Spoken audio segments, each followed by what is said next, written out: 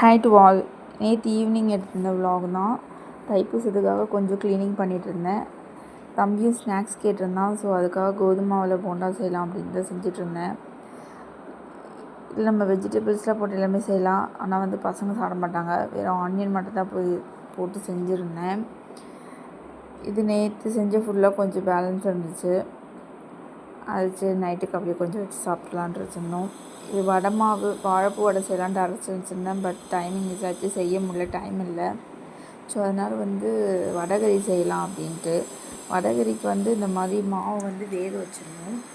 நிறைய பேர் வடையாக செஞ்சு அதை தூள் பண்ணி போடுவாங்க, அப்படியும் போடலாம். இது வந்து கொஞ்சம் ஹெல்த்தியாக இருக்கும், ஆயில் இருக்காது அவ்வளோவா. ஸோ அதனால் நாங்கள் இந்த மாதிரி வேக வச்சு நான் செய்வேன்.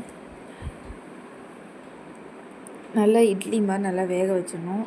எடுக்கும்போது நல்லா இட்லி மாதிரியே வந்துடும், அது அந்த ஷேப்லேயே வந்துடும் ஃபுல்லாகவே.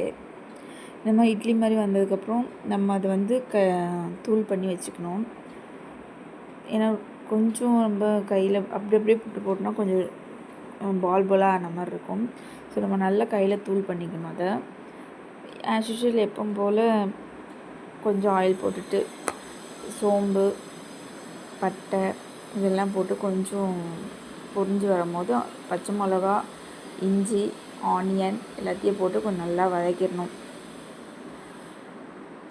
வதக்கிட்டு கொஞ்சம் நல்ல டிரான்ஸ்பரண்ட் கலரில் வந்ததுக்கப்புறம் தக்காளியும் சேர்த்துக்கணும். நம்ம தக்காளி சேர்த்து அதுவும் நல்ல பழமான தக்காளியை போட்டால் நல்லாயிருக்கும். தக்காளி கொஞ்சம் நல்லா வதக்கிட்டு தக்காளி வந்து நல்லா வதங்கணும். நல்லா வதங்கினதுக்கப்புறம் அதுக்குள்ளே பசங்களாம் வந்து என்ன இட்லி மஞ்சள் கலர் இருக்குது, எல்லோ கலர் இருக்குதுன்னு சொல்லி எனக்கு கிண்டல் பண்ணிட்டு இருந்தாங்க.